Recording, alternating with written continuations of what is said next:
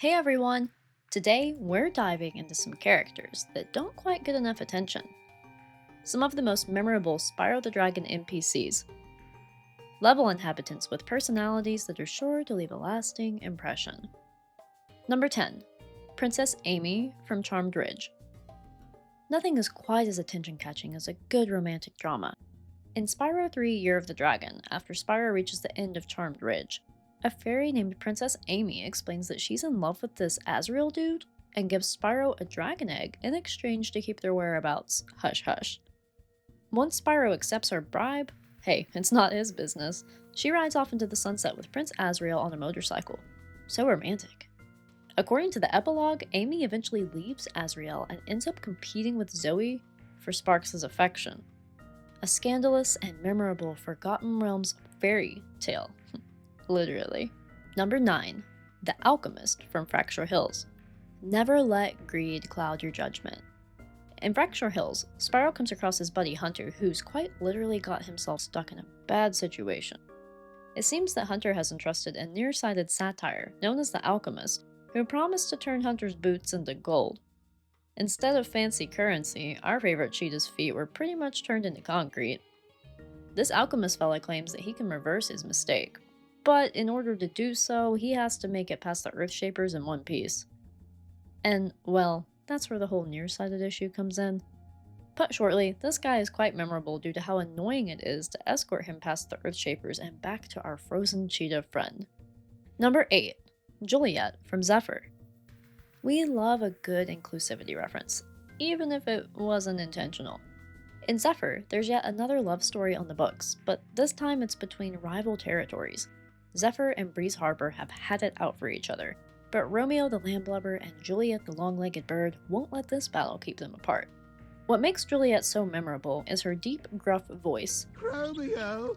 Romeo! While this doesn't of course have to indicate she's male, it does spark a lot of questions.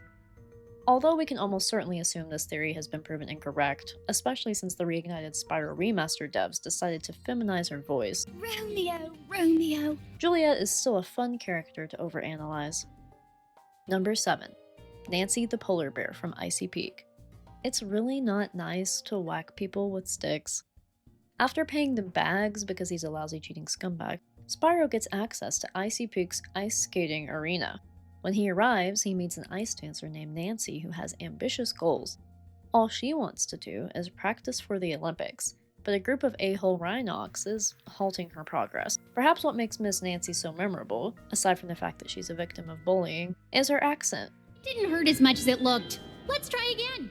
After saving her from the hockey players, Nancy asks Spyro to be her skate partner in the Olympics, which is of course a pretty compelling offer when the alternative is risking your life to save the world.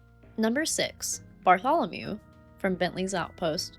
The opposite of what's expected is always easy to remember, and Bartholomew is, well, not what you'd expect. He's a Yeti, yet he's small. And while that sounds adorable, he's actually a bit annoying. But hey, it's okay, because Bentley's little brother is exactly that. A little brother. He just wants to see his big brother save the day. Number 5. Peep the Landblubber from Zephyr. It seems like all the Zephyr ladies are breaking gendered stereotypes, and I'm here for it. Until I started making this video, I had no idea that Peep the Landblubber is canonically just another woman voiced by a male actor, but that's not what makes her memorable for me.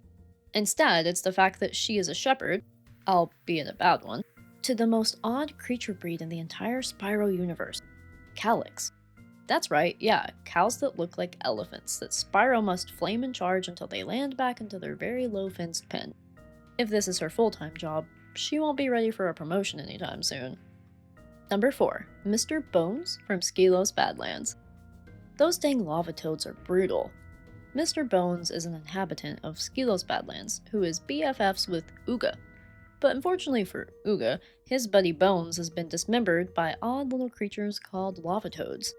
The good news is that Mr. Bones is made of, well, bones, so he ain't dead. But in order to dance, he needs a body, and that's where Spyro comes in. The most memorable thing about Mr. Bones, aside from being an autonomous skeleton, is his iconic dance. Well, it's iconic in the OG games at least. Not sure what they were thinking with the reignited floss, but I digress. Number 3. Agent Zero from Cloud Temples. Yeesh! With a face like that, how could you not remember this guy?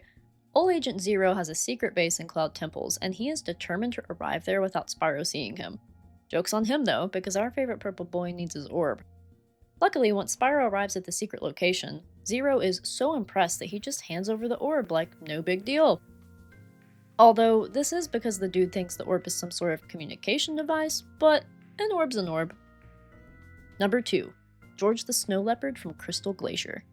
Here, kitty kitty kitty kitty. While George might be a snow leopard, he's as precious as a lap cat. In Crystal Glacier, Talk thinks his pet has been eaten by one of those creepy spider-like Draculates, but in reality, old Georgie is just hunting for food like any other good feline friend. What makes this furry guy so memorable goes without saying. He's adorable. His purr and the fact that he follows Spyro around after they finish catching his din-din says it all. But for me, another memorable George quality is actually glitch-related. You can, in fact, trick the original Spyro 2 game into letting George follow you all over Crystal Glacier, beyond the small area that you can normally interact with him in. Congrats, you just stole a pet. And number 1, Fisher the Breezebuilder from Breeze Harbor. Trouble with the trolley, eh? Yeah, that's this guy. Who says memorability is always a good thing? Fisher the Breezebuilder is the NPC in Breeze Harbor who's always there to remind you of your failure. When Spyro misses the mark on the trolley minigame, it's Fisher who's there to say the dreaded phrase, the one you've yelled about many times throughout your Spyro-addicted life. It haunts your dreams, it plays in your head during your darkest hours over, and over again. Trouble with the trolley, eh?